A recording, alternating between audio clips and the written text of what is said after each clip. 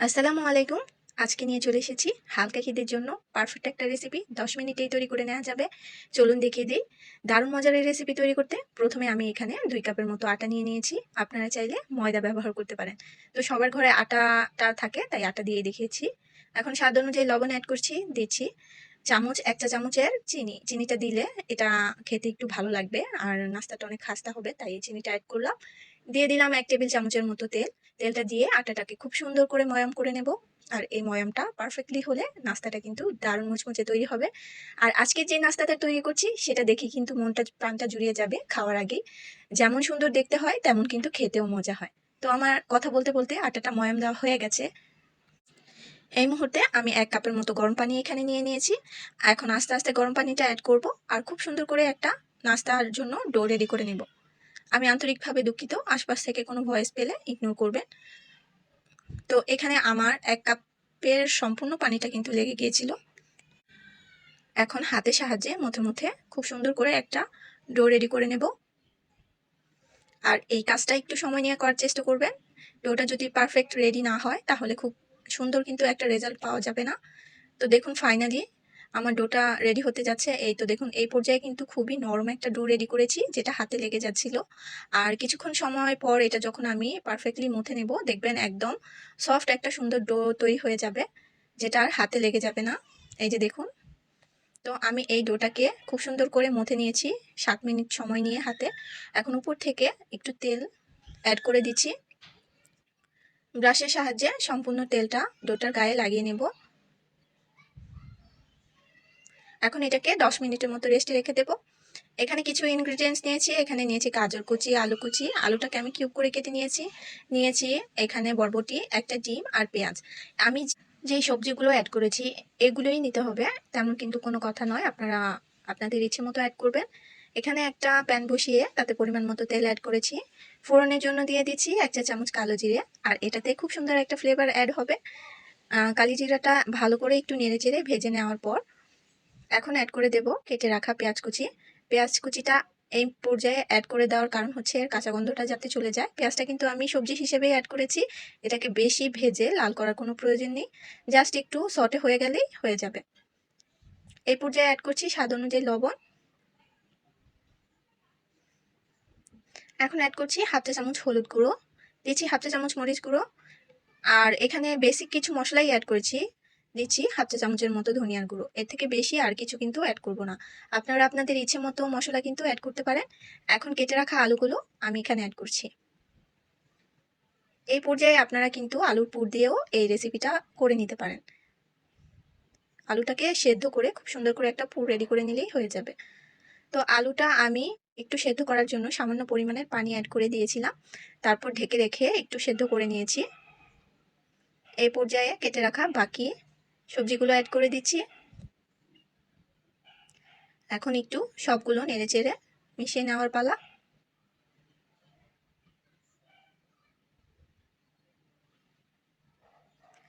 এই পর্যায়ে অ্যাড করছি 1 চা চামচের মতো চিকেন পাউডার আর দিচ্ছি 1 চা চামচ আজিনোমোটো। এটা হচ্ছে অপশনাল, আপনারা চাইলে স্কিপ করতে পারেন। আজিনোমোটোটা হচ্ছে কাইন্ড অফ টেস্টিং সল্টের মতো, বাট এটা টেস্টিং সল্ট না। এটাতে স্বাস্থ্যের কোনো ক্ষতি হবে না, এটা বিএসটি অনুমোদিত। তো এটাকে ঢেকে আমি আরেকটু রান্না করে নেব। আপনারা চাইলে এই মুহূর্তে কিন্তু এখানে ম্যাগি মশলা বা নুডলসের মশলাও ব্যবহার করতে পারেন। আমার সবজিটা কিন্তু অলমোস্ট সেদ্ধ হয়ে গেছে। এখন অ্যাড করে দিচ্ছি সেই ডিমটা। উপর থেকে সামান্য লবণ অ্যাড করে দিচ্ছি।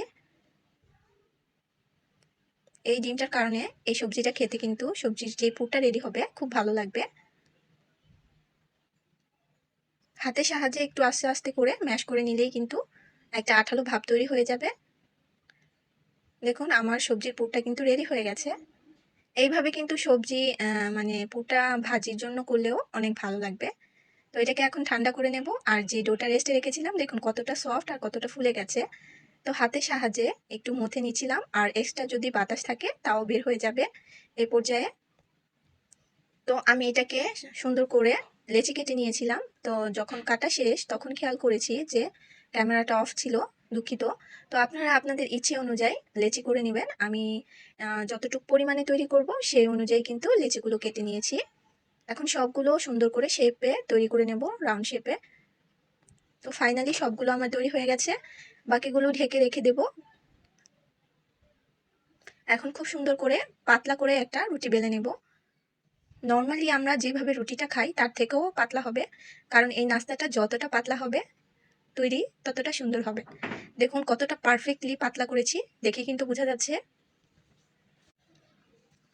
এখন যে পুরটা নিয়েছি সেখান থেকে কিছু পুর মাছ বরাবর রেখে দিয়েছি। এখন দেখুন আমি কিভাবে ফোল্ড করে নিচ্ছি। এখানে জাস্ট একটু খেয়াল করে দেখবেন, আমি যে ডিজাইনটা তৈরি করতে চাচ্ছি এটা বলে দেওয়ার কিছু নেই, জাস্ট একটু খেয়াল করে দেখে নেবেন।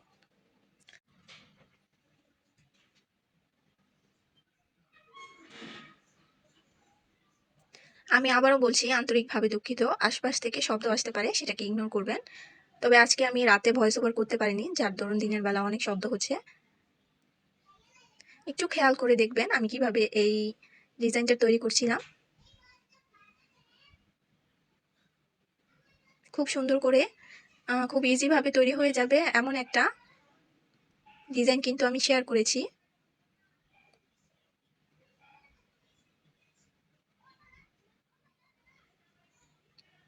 এখন সাইড থেকে একটু চেপে সেট করে নিচ্ছিলাম।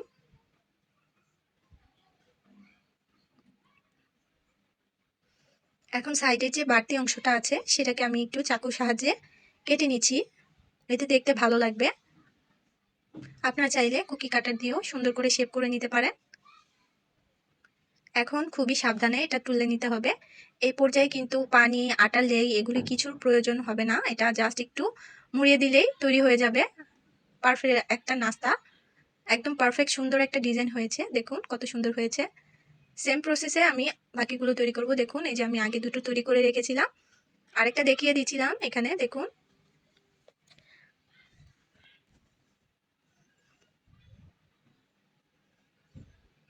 আমি যখন এটা তৈরি করছিলাম আমার কাছে এতটাই ভালো লাগছিল যে বারবার তৈরি করতে ইচ্ছে করছিল। আপনাদের কে কে এভাবে নাস্তাটা রেডি করেছেন বা আমার আইডিয়াটা আপনাদের কাছে ভালো লেগেছে অবশ্যই কমেন্ট করতে ভুলবেন না কিন্তু।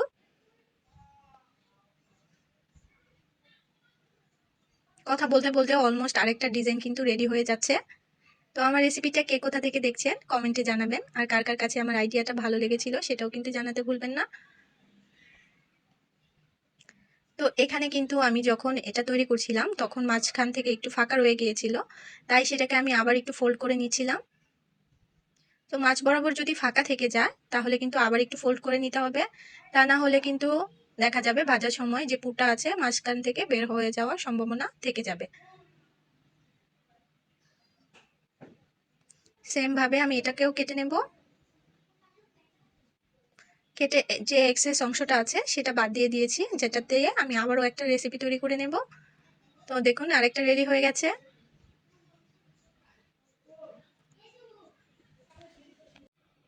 তো ফাইনালি দেখুন সবগুলো আমি রেডি করে নিয়েছি, দেখতে কতটা সুন্দর লাগছে।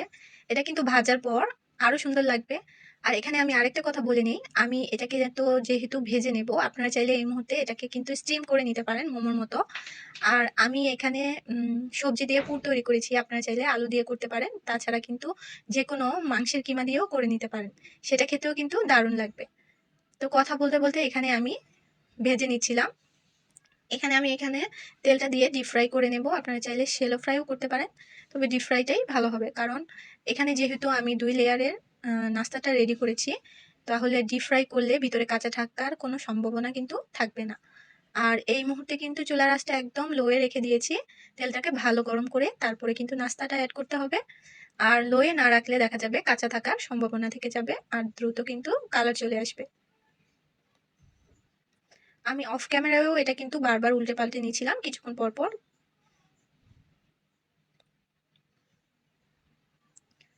দেখুন ফাইনালি সুন্দর একটা কালার চলে এসেছে, আর আমি এই কালারটাই এইরকমই চাচ্ছিলাম।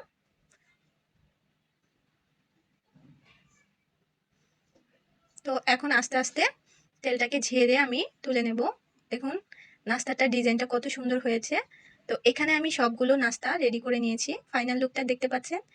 এত সুন্দর তৈরি হয়েছে ডিজাইনটা, আর খেতেও কিন্তু দারুণ হয়েছিল। এভাবে কিন্তু ট্রাই করতে পারেন বিকেলের নাস্তায় অথবা বাচ্চাদের টিফিনে, বা মেহমান আসলেও আপনারা কিন্তু এটা রেডি করে ডিপ ফ্রিজে সংরক্ষণ করতে পারবেন। যখন মেহমান আসবে ঝটপট কিন্তু ভেজে নিতে পারবেন।